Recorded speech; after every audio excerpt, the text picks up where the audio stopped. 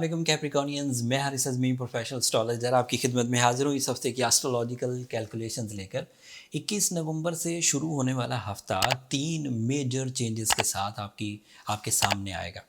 इन major changes का impact आपकी ज़ात पर पॉजिटिव है। सूरज आपके लिए 23 नवंबर को 12th एंगल पर चला जाएगा। 12th एंगल पर ऑलरेडी मरकरी एंड वीनस मौजूद थे और काफ़ी कमज़ोर हालत में थे। सूरज के वहाँ जाने से कुछ ग्रोथ आएगी। असल में ये जो 12th एंगल है ना, ये एंगल है फायर एलिमेंट का, सेजिटेरियस एंगल कहलाता है। एंड सूरज वहाँ पर जाकर कुछ ग्रोथ देता है। वो तफसील अभी बयान करूँगा, अभी इवेंट्स बयान कर दूँ। आपका नया चांद भी आपके 12वें घर में होगा। This is so beneficiary for your spiritual side, for अच्छे और बुरे की तमीज़, अपने और पराये की तमीज़ करने में आपको ये नया चांद बड़ी मदद देगा। तीसरा इवेंट 23 नवंबर को ही है और जुपिटर डायरेक्ट हो जाएगा।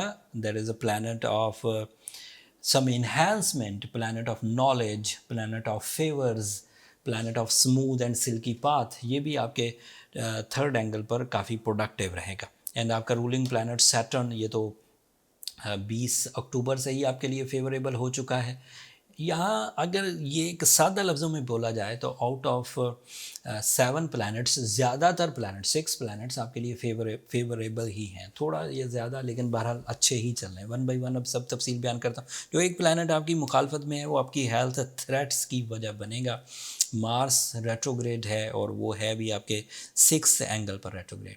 अगर वो रेट्रोग्रेड हो तो आपकी हेल्थ ऑन स्टेक होती है। तो ऐसे कामों से ज़रा गुरेज करें जिसमें चोट लगने का अंदेशा हो, जिसमें खून बहने का अंदेशा हो, जो गैर ज़रूरी हो, जैसे कोई हाई रिस्क गेम्स या कोई हाई रिस्क फिज़िकल, जो हाई रिस्क सेक्टर्स होते हैं, जैसे फास्ट ड्राइविंग करना या अनयूजुअल स्पीड। ये जर्नल्स ही एग्जांपल्स हैं। मतलब आपको अपनी ज़िंदगी का ज़्यादा पता है कि आप इस वक्त किसी ऐसे काम में तो नहीं हैं जिस काम में जिस्मानी नुकसान हो सकता हो, कोई हादसा पेश आ सकता। उन चीज़ों से ज़रा बचें। एंड जब किसी से कंपटीशन इख्तियार करें तो भी अपनी जो करेज है उसे जमा करें। During the retrogression of Mars competition abilities भी थोड़ी स्लो डाउन हो जाती हैं। वीनस 12th एंगल पर जाकर बंदे को ड्राई नेचर देता है। वो कमिटेड नहीं रहता, वो अपने जज्बात में स्लो डाउन हो जाता है, रोमांटिक नहीं रहता।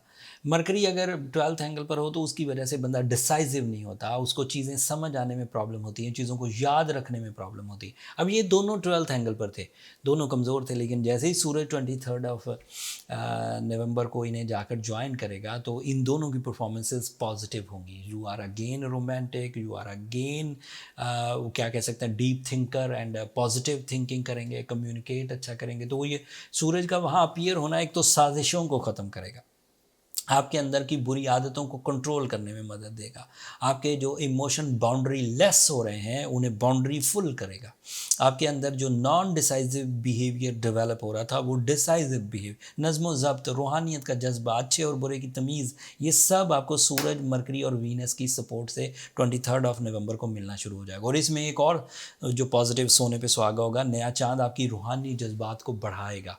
आपको दूसरों की फ़िक्र महसूस होगी, दूसरों की कमियां, दूसरों की नाकामियां आप अपनी सलाहियतों से पूरा करने की कोशिश करेंगे। कुर्बानी देने का जज्बा हो, मोहब्बत का इजहार हो। ये वो वाली मोहब्बत नहीं जो रोमांस कहते हैं, ये वो वाली मोहब्बत जो नाकाम लोगों को एक सपोर्ट दी जाती है, उस तरह की मोहब्बत। फैमिली मेम्बर्स जो थोड़े नाकाम हों, जो किसी उलझन में हों, जो किसी तकलीफ़ में हों, उनसे जिस तरह की मोहब्बत की जा सकती है, उन्हें डेवलप करने के लिए, उन्हें स्टेबल या उन्हें स्टैंड देने के लिए जो मोहब्बत की जाती है, उस तरह की मोहब्बत। एंड फिर जुपिटर का डायरेक्ट होना आपके लिए थर्ड एंगल पर है। अगर थर्ड एंगल पर जुपिटर डायरेक्ट हो तो उसके एडवांटेजेस सुनिए। एक तो ये प्लैनेट ऑफ नॉलेज कहलाता है, तो all type of knowledge increase करेगी, तो तालीमी सरगर्मियाँ बढ़ेंगी। फैमिली के बारे में आपको अपनी ज़िम्मेदारियाँ निभाने का मौका मिलेगा। अगर आप कम एज के कैप्रिकॉर्नियन भी हैं तो थोड़ी एज में ही बड़ी ज़िम्मेदारियाँ निभाने लगेंगे। और अगर प्रॉपर लीड कर रहे हैं अपनी फैमिली को तो बहुत अच्छे अंदाज से आप अपने लीडिंग रोल्स को प्रोसीड कर सकेंगे। ये सही टाइम है जो फैमिली में सीनियर्स हैं, जैसे अगर कोई हाउसवाइफ है, वो अपनी फैमिली की वेलफेयर के लिए अकेली ही काफ़ी हो जाएंगी। उनके प्लान्स, उनकी खैर, उनकी बरकत इत्तफाक पैदा करेगी, यगानगत ज़हनी हम आएंगी। अगर कोई हाउस वाइफ है और वो कोई अपना कारोबार, और वो कैप्रिकॉर्नियन भी अपना कारोबार करना चाह रही, वो अगर कोई बेवा है, अगर कोई डाइवोर्सी है, तो अगर वो नेक्स्ट मैरिज की तरफ जाना चाह रही हैं तो भी ये सही टाइम है अपने लाइफ पार्टनरशिप डिसीजन के लिए, दूसरी शादी के डिसीजंस के लिए। And Saturn that is your ruling planet, and वो आपके सेकंड एंगल पर है। अगर आप सेंसिटिव कैप्रिकॉर्नियन नहीं है, बाय बर्थ आप सैटर्न सेंसिटिव या रेट्रोग्रेशन के साथ पैदा नहीं हुए, तो ये टाइम आपकी मनी मेकिंग की वजह बनेगा। अगर आप बाय बर्थ सेंसिटिव कैप्रिकॉर्नियन है, सैटर्न रेट्रोग्रेड था, तो फिर आपकी 60 है, फिर उसकी वजह से आपको कुछ ट्रबल्स आ सकते हैं, लेकिन उसे रिपेयर करना बहुत ईजी है। ये 100% क्योरेबल डिजीज़ है जिसका पूरा इलाज मौजूद है। अगर आप ब्लू सफ़ायर पहने, अफेक्टिव रहता है। सूर्य शम्स पढ़ें 5 दफ़ा, अफेक्टिव रहेगी। ब्लैक कलर को अवॉइड करें, अफेक्टिव रहेगा। सफ़ेद रंग का सदका दें जुम्मे के दिन, अफेक्टिव रहेगा। जनरली ये रेमेडीज़ बहुत अच्छी हैं। सीवियर सिचुएशन है, आप किसी हाई लेवल पर हैं एज अ कैप्रिकॉर्नियन, कोई बड़े मकासद परफॉर्म कर रहे हैं और फिर आपको 60 का अंदेशा है, जिस्मानी खराबियों की वजूहात बन रही हैं, नुकसानात की वजह बन रही हैं, तो फिर आपको सिर्फ डिपेंड ब्लू सफ़ायर पर और सूर्य शम्स पर इसके अगले स्टेप्स पर जाना चाहिए। उसके लिए पहले अपनी जनरल डायग्नोसिस, अपना बर्थ चार्ट बनवा लीजिए, एंड देन फिर पता लग जाएगा कि कितनी ट्रबल्स हैं, फिर उसके जो नेक्स्ट स्टेप है रेमेडीज़ की, उसकी तरफ जा सकते हैं।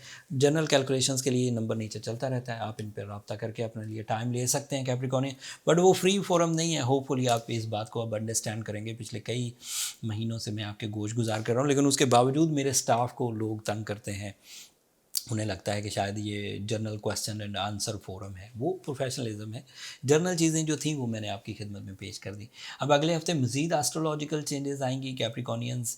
एक बात, जुपिटर से रिलेटेड मैंने एक तफसील तलब वीडियो अलग बना दी है, नीचे डिस्क्रिप्शन में उसका लिंक है, उसे एक नज़र देख लीजिएगा।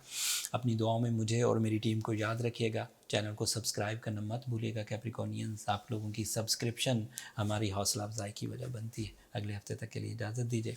अल्लाह ने के बाद।